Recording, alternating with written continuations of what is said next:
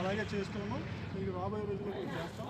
అలాగే మేము ఇప్పుడు కోరాం ఏదైతే చిన్న ఫస్ట్ స్టెప్ అందరికీ కలిపి అందరూ వాడుకునేలాగా పాల్వంచులో అలా కట్టారు. అందరూ వాడుకునేలాగా ఒక ప్రెస్ క్లబ్కి మీ తరఫు నుంచి స్థలమిస్తే చిరస్థాయిగా నిలిపోతుంది. ఎందుకంటే ఆసియా ఖండంలోనే సార్పాక్ అనేది అందరికీ తెలుసు. కాకపోతే ఇందులో పనిచేసే జర్నలిస్టుకు గుర్తింపు గతంలో ప్రభుత్వం చేయలేదు.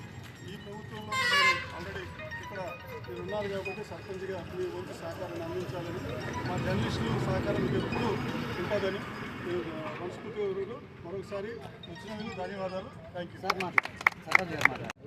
స్థలాలు మీరు చూపించినా ఏదంటే అందరం కలిసి ఒకటి అయ్యి ఏదైనా తీసుకుందామన్నా ఒక తల ఒక చేస్తుంది.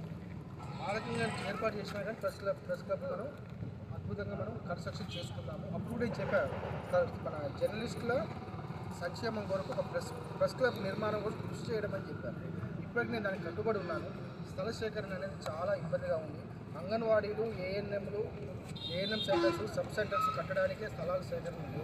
వాటర్ ట్యాంకులు ఆల్రెడీ మనకి నిర్మాణానికి ఒకటి ఆల్రెడీ భాస్కర్నగర్లో జరుగుతూ ఉంది, ఒకటి ఆల్రెడీ ఇంకో నిర్మాణం పిఎంఎఫ్టీ గ్రాంట్లో రెడీగా వచ్చి ఉన్నది, కానీ స్థలం లేక కట్టలేకపోతుంది.